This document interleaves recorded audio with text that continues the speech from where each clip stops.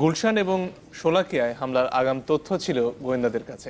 একথা জানিয়েছেন স্বরাষ্ট্রমন্ত্রী আসাদুজ্জামান খান কামাল।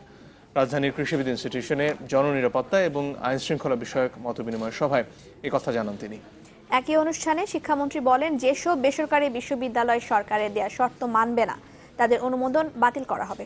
এ সময় বিভিন্ন বিশ্ববিদ্যালয়ের উপাচার্যরা বলেন, জঙ্গিবাদ মোকাবেলায় শুধু বিশ্ববিদ্যালয় নয়, কাজ করতে হবে অভিভাবকদেরকেও। গুলশান ও শোলাকিয়া হামলার ঘটনার কালো ছায়া এখনো তাড়িয়ে বেড়াচ্ছে দেশের মানুষকে। সেই সাথে যোগ হয়েছে সম্ভ্রান্ত পরিবারের শিক্ষিত সন্তানদের জঙ্গি কর্মকাণ্ডে জড়িয়ে পড়ার বিষয়টি, যা ভাবিয়ে তুলেছে গোটা জাতিকে। এই অবস্থা কাটিয়ে উঠতে সবাই খুঁজছেন পরিত্রাণের পথ। এই পরিস্থিতিতে জননিরাপত্তা ও আইন শৃঙ্খলা বিষয়ে মত বিনিময় সভার আয়োজন করে স্বরাষ্ট্র মন্ত্রণালয়।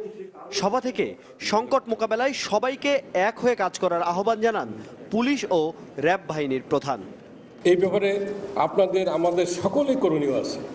জাতীয়ভাবে ব্যাপকভাবে জাতীয় ঐক্য তৈরি করে সকলের সহযোগিতায় আমরা এই জঙ্গিবাদ সন্ত্রাসবাদের বিরুদ্ধে কাজ করতে চাই।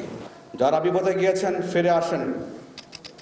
আমরা মনে করি সমাজের মূলধারায় ফিরে আসার জন্য আপনাদের এখন সুযোগ রয়েছে এবং আমাদের রাষ্ট্র সমাজ আপনাদেরকে পুনর্বাসিত করার জন্য আইনসম্মত হয় যা কিছু করা দরকার করবে। মত বিনিময় সভায় অংশ নেন বিশ্ববিদ্যালয় মঞ্জুরি কমিশনের চেয়ারম্যান ও বিভিন্ন বিশ্ববিদ্যালয়ের উপাচার্যরা। তারা জানান, সন্ত্রাস ও জঙ্গিবাদ মোকাবেলায় শুধু বিশ্ববিদ্যালয় নয়, ভূমিকা রাখতে হবে অভিভাবকদেরও।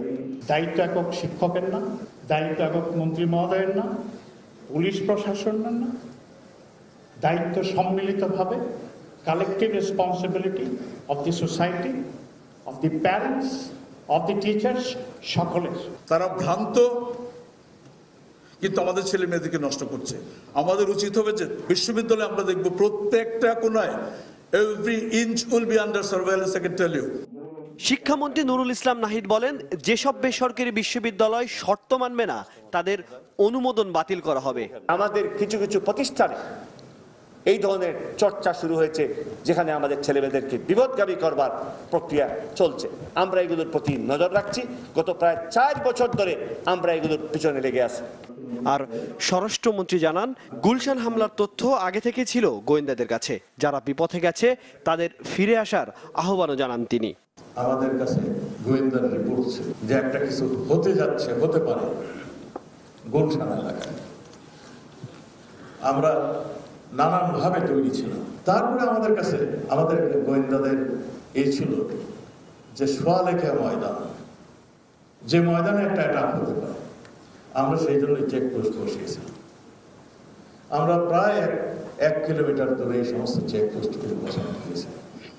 সভায় সন্ত্রাস ও জঙ্গিবাদ মোকাবেলায় প্রতিটি বেসরকারি শিক্ষা প্রতিষ্ঠানের জন্য কিছু নীতিমালা মেনে চলার সুপারিশ করে আইন শৃঙ্খলা বাহিনী। হিরণ খান, চ্যানেল 24, ঢাকা।